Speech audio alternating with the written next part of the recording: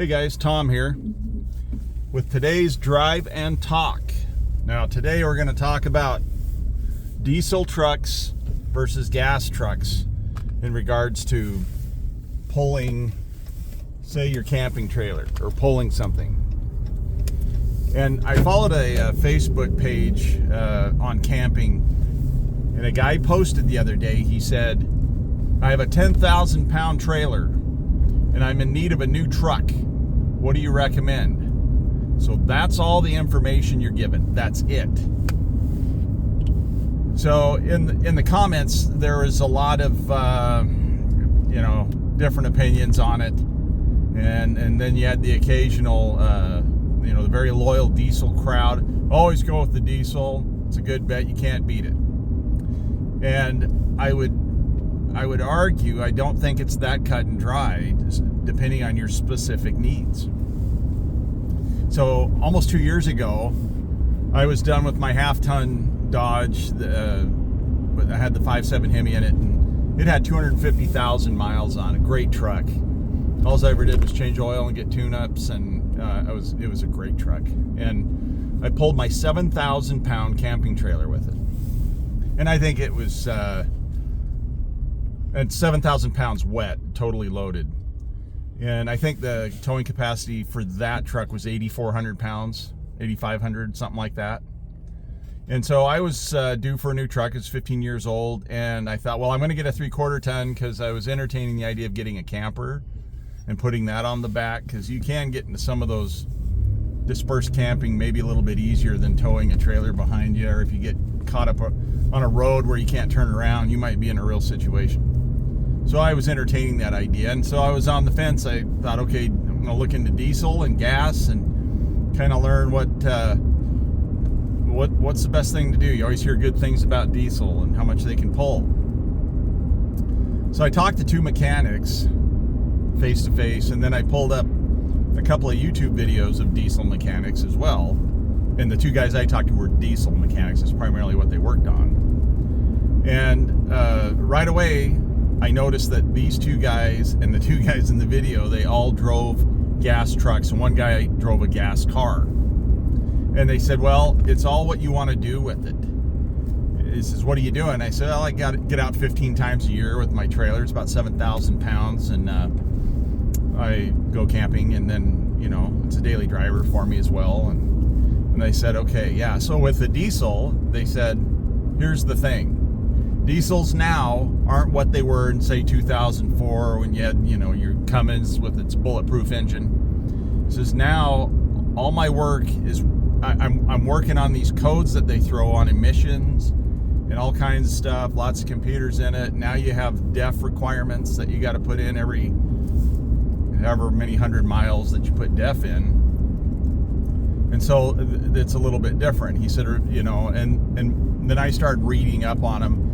And what you have with the diesel is the initial outlay, if you're going to buy new, and I didn't buy new, mine was a couple of years old with low miles on it, was you're going to spend $9,000 to $12,000 more just on the initial outlay, right in there, for a diesel over a gas of the same model of truck.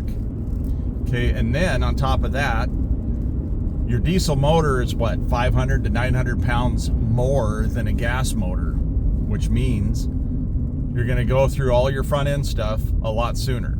Your steering, your brakes, all of that, you're going to go through a lot faster. That weight of the motor also takes up the initial payload of what you can haul. Your bed payload with the diesel will be less. So if you want to put a heavy camper on there, you might be a little bit more limited, because that 500 to 900 pounds is taken up in some of the payload in the motor itself. Whereas with a gas rig, you're going to have more bed payload hauling that camper. So then when you consider what these things can haul, diesels, well, are they good for a daily driver, which is primarily 97%, 98% of the time? That's what I'm doing with it. I'm daily driving right now. Okay, I can run down to the store and get a gallon of milk and run back, 3 miles round trip. Diesels don't want to do that. They don't want to just start up and run down to the store and from being cold, and then run back. They want to work. They want to pull heavy stuff for long distances and run hot. That's what a diesel wants to do. It wants to work. It wants to pull. It doesn't want to go to the store for a gallon of milk. Okay, well, that's a problem. Now, I've had 3 friends that all had Dodge diesel trucks, 3/4 tons in different configurations. And they have all parked those, and they drive either gas trucks, older gas trucks that they run around town with, daily driver stuff, or a car. One guy drives a car. And they talk about the carbon buildup in them. And they say they'll sludge up, which I'm not sure what that is. I think it's in the exhaust and all of that. Put it in the comments if you have a really good description of it, because then I'll learn. But they don't want to drive them around town just as a daily driver. They don't want to do that. Those 3 guys didn't want to do that, and I knew them personally. So you have that with your diesel. On top of that, now diesel fuel is more. It's about $1 more a gallon than gas diesel fuel. So will it get better mileage? Yeah, it'll get a little bit better mileage. But when I have friends pulling a similar size trailer and they're getting 12 to 14 pulling their trailer wet, and I get 9 pulling my trailer wet and totally loaded, and I don't get great mileage just driving my truck every day. It just doesn't. It's a 6.4 Hemi gas motor. That's what I ended up getting. On top of that, you have that initial plume. I park in an attached garage. So when you start it each morning when it's cold, you're going to get that initial plume of exhaust.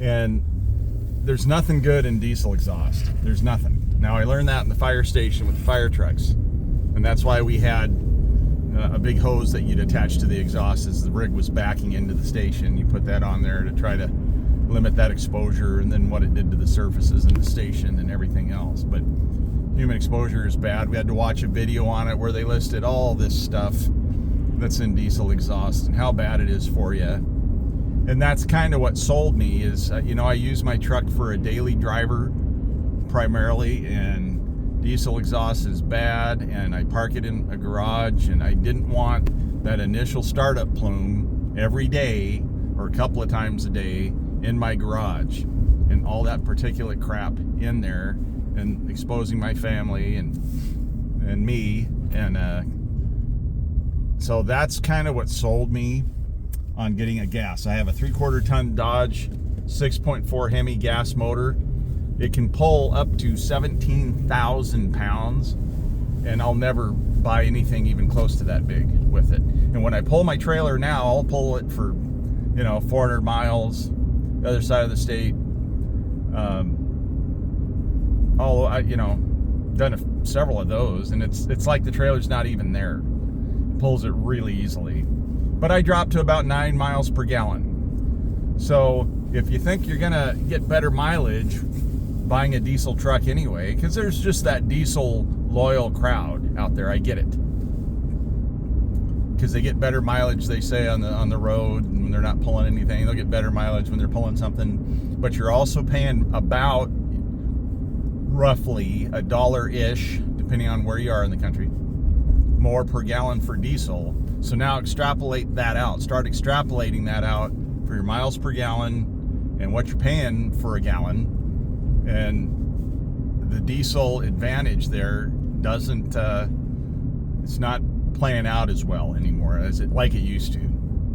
Now, if I were pulling a fifth wheel all around the country and living in it and seeing different places and just hauling it all over the place, yeah, I'd have a diesel for sure. I would. But